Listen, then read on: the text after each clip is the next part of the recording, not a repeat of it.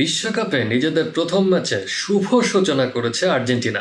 গতবারের ফুটবল বিশ্বকাপে শিরোপা বিজয়ী দল আর্জেন্টিনা গতবার অবশ্য শুরু করেছিল সৌদি আরবের বিরুদ্ধে হেরে, তবে এইবারের বিশ্বকাপে আলজেরিয়ার বিরুদ্ধে দুর্দান্ত ফুটবল খেলে ৩-০ গোলের দুর্দান্ত জয় পেয়ে গেছে আর্জেন্টিনা। ম্যাচের নায়ক যথারীতি লিওনেল মেসি।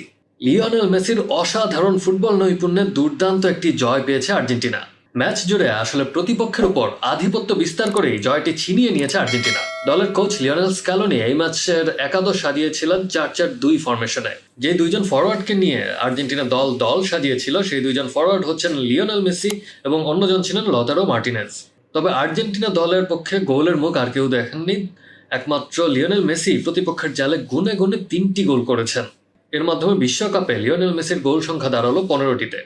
তার সামনে এগিয়ে আছেন শুধুমাত্র জার্মানির মিরোস্লাভ ক্লোজ। ম্যাচের শুরু থেকে দারুণ আক্রমণাত্মক ফুটবল খেলতে থাকে আর্জেন্টিনা। ম্যাচের ১৭তম মিনিটে লিওনেল মেসির ডি বক্সের বাইরে থেকে দুর্দান্ত একটি শটে গোল করে আর্জেন্টিনাকে এগিয়ে নেন। তবে আর্জেন্টিনা অবশ্য ম্যাচের শুরুতে এগিয়ে গিয়েছিল, তবে সেই গোলটি অফসাইডের কারণে বাতিল হয়ে যায়। যথারীতি সেই গোলটিও করেছিলেন লিওনেল মেসি।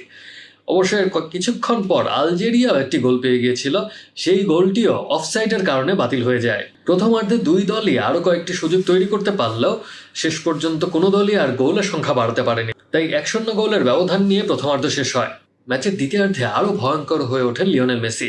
৬০তম মিনিটে প্রতিপক্ষের রক্ষণ ভাগের দুর্বলতার সুযোগ নিয়ে মেসি আর্জেন্টিনাকে এনে দেন দ্বিতীয় গোলটি। এরপর ৭৬তম মিনিটে দুর্দান্ত এক ফিনিশিংয়ে দূরপাল্লার শটে নিজের হ্যাট্রিক পূর্ণ করেন লিওনেল মেসি।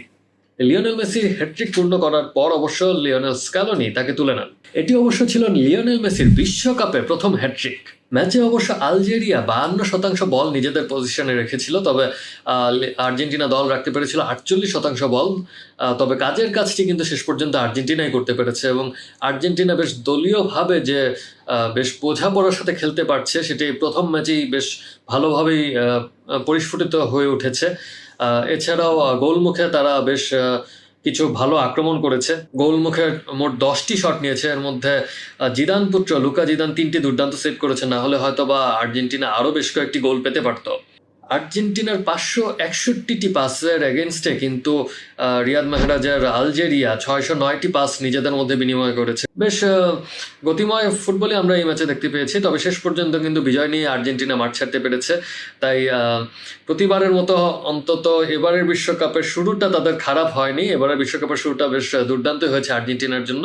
এবং আমাদের বাংলাদেশের যারা অগণিত দর্শকপ্রেমী আছেন, ব্রাজিলের যারা সমর্থক আছেন তারা হয়তো খুশি হতে পারেননি, কিন্তু আর্জেন্টিনার সমর্থকরা অন্তত খুশি হতে পেরেছেন যে তাদের দল শেষ পর্যন্ত জয় পেয়েছে।